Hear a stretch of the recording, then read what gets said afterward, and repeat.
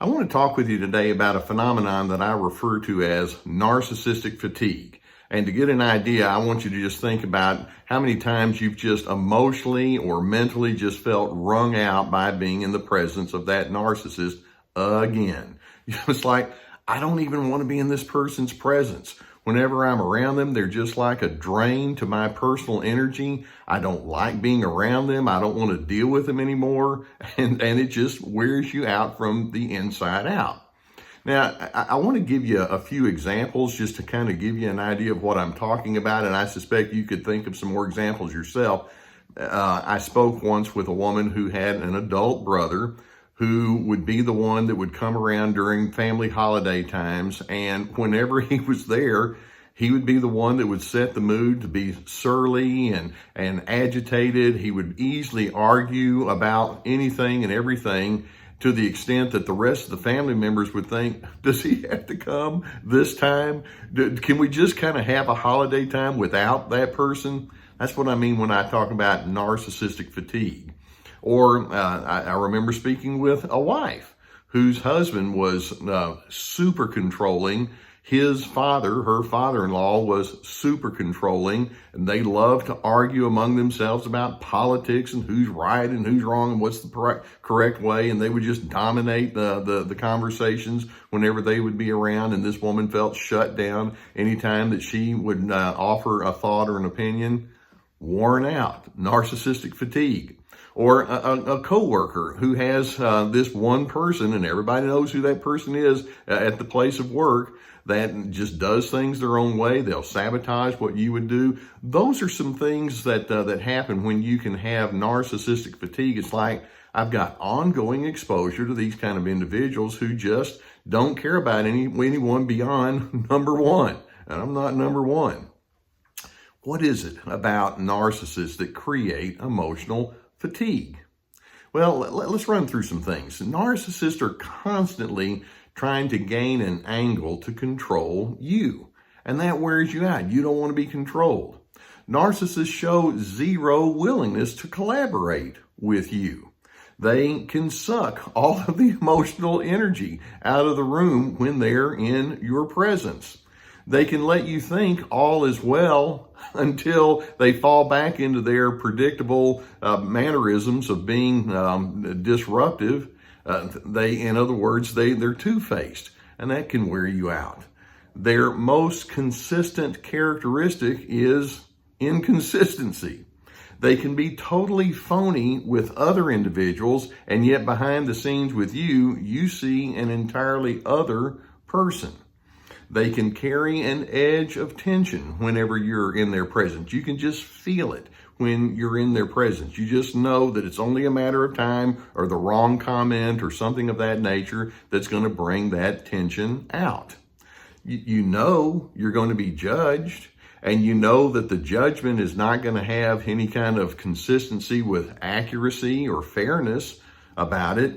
You might feel obliged to get along with that person, but then in the end you realize, well, whatever loyalty that implies is not going to be reciprocated. Their contentious nature is such that you feel ineffective anytime you try to offer an explanation about who you are, because you know that they're not good listeners. They don't care about where you're coming from. That's what I'm talking about when I say these are individuals who can create this feeling of fatigue. It's like, when is the end going to be? I don't want to be associated with this. Well, sometimes people say, well, just go no contact. Well, if you can, it might be that you'll need to do that. There are some circumstances, though, where that's not possible. And I want to offer you 6 what I consider remedies, or 6 ways that you might be able to respond to the emotional fatigue that they bring to you, and see if these would be some things that you would be willing to commit to. All right, so let's go through them. Number 1, and this is a mental adjustment, and that is remove the narcissist from your emotional epicenter. Now, what I mean by that is they want you to run all of your sense of well-being through them, and they want you to feel good based on what their opinion of you is. And yet when they're argumentative and when they have all these opinions they're trying to push and all like that, you know that if they become the epicenter, they're the one that you filter everything through, then it's going to be disastrous. Go ahead and develop incredibly low expectations. You're not the person that I look to as my epicenter. You're not the person that I filter life through. I expect nothing except you being what you are. Number 2, when you're with this fatiguing narcissist, practice what I call detached firmness. And when I say detached, what I mean is you have no veto power over me. I'm unhooking. I don't mean to be rude, but frankly, I don't care if you disagree with me. At this point, it's irrelevant because you disagree with so much anyway. I'm unhooking from that. And when I say firmness, it means I'm going to decide to be decisive. I have my own plans that I'd like to make. I have my own opinions that I'd like to maintain. I have my own decisions that I intend to follow through on. I'm going to be firm in those kinds of matters in a detached way from you. Number 3, follow through with those initiatives that you have. And then as you follow through, make no particular defense of yourself. For example, that person that's constantly being argumentative and you're having some sort of a family function, it's like, you're not invited this time. And when they get mad, it's like, you're still not invited. I'm going to be firm in the way that I do it, and I'm going to follow through with what I say. I'll give minimal defense, which means I'll explain myself once, and then beyond that, I'm not going any further. That's what I'm going to do. When I say something, then I'm going to follow through with what I say. Number 4, determine in advance what you're going to do, not if, but when they start putting the guilt trips on you. Okay, I know that's what they do. As I have a sense of firmness and decisiveness, they're going to say, well, you're being rude, or you're being mean, or you're being harsh, or nobody likes you. And my response is, okay, you can have whatever interpretation you want, but as you try to put guilt on me, and as I determine that I'm not a guilt deserving person, at least relative to this topic, I'm not accepting it. Think what you will. I don't have any control over that. I'm going to remain inside my truth. Number 5, remain firm with your assertiveness. Assertiveness is your healthy form of anger. It's you standing up for who you are and standing firmly for your convictions. And sometimes people say, well, I try to be assertive and it doesn't work. And what they mean is I didn't change that other person's mind. I don't have to change that other person's mind in order for me to be assertive. Assertive means I'm going to stand up for me. And in doing so, if the other person likes it, that would be nice. And if they don't like it, I'm not very good being someone other than what I am. Therefore, I'm going to go ahead and assert myself and my convictions and stand on my needs nonetheless. And then number 6, I'm going to set stipulations and consequences where necessary. If a person doesn't like what I have to say, then we might not have much coordination with each other. And if they are going to be harsh or argumentative or sabotaging, then I'll move my efforts to someplace else where it's going to be more appreciated. See, I want you to understand that part of your fatigue comes from the fact that you want to apply normalcy to an abnormal set of circumstances, and that's not going to happen.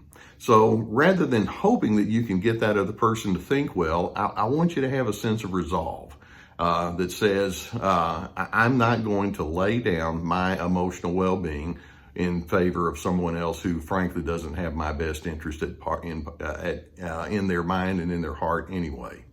I'm going to resolve to be reality-based as opposed to idealism-based in my approach towards the narcissist. I'm going to resolve to be decisive, even in the presence of pushback.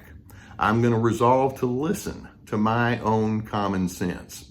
I'm going to resolve to offer no apology for my good preferences. I resolve to be a person of dignity, even when that narcissist is indignant. I resolve to be clean in my use of anger. I will use anger, but I'll use it in a constructive and a reasonable kind of way. I resolve to find time each day to have reasonable time to pursue my personal needs. I resolve to exercise self-restraint. I'll not be pulled off my game plan, and I'm by someone who is an emotionally immature person. I resolve to plan in advance who I'll be when I face challenging comebacks from that person. And who I'm going to be is I choose not to be argumentative. I choose to be a person of my word. I resolve to let my yes mean yes. And I resolve to let my no mean no. I resolve to accept the truth that narcissists are often insensitive. I also resolve to accept the truth that I don't need their sensitivities in order for me to follow through on what I know is wisest and best. I resolve that it's legitimate, it's good, and it's necessary for me to be fully me. So, do you sometimes feel narcissistic fatigue? It could be that it's you've laid down your sense of resolve as you're busy being over there being argumentative with that person. They are what they are, and accept that as your truth, but I'm hoping that you can also lean into the fact that there's a decent person on the inside of you, and you get to stand in it and be whatever that leads you to be. And I'm hoping that you can say to the narcissist and whoever else wants to know, that's good enough. Now, I do hope that you get good insight and awareness from videos such as this. If you've not already done so, I would encourage you to go beneath and hit that subscribe button. We also have an email list that we would encourage you to sign up for. If you need counseling to get someone to help you find that sense of resolve we're talking about, and if there's someone in your local area that could help you, I would encourage you to do so. If not, then we've vetted a group that can help you with online counseling, and right now that's very popular given the state of affairs and our globally situation with all the COVID and all. People like to have the online, and I would encourage you to go there if that's what you need to do. We have a link below that can help you. In addition, we have it's not just a workshop, my Free to Be workshop. It's a full-blown course, and it's very lengthy, and it has a lot of insight and awareness. It'll take you through how to respond to the controllers in your life. You might look for the link with respect to that. We also have links to our books and other workshops. Lots of resources there, including our websites, survivingnarcissism.tv, drlescarter.com. I know you can feel fatigued by that narcissist, and when they do, that means they've taken that resolve away from you. I want you to have a resolve to be a decent person, to be a person of goodness and steadiness, and in doing so, I'm hoping that you can find your well-deserved place of peace.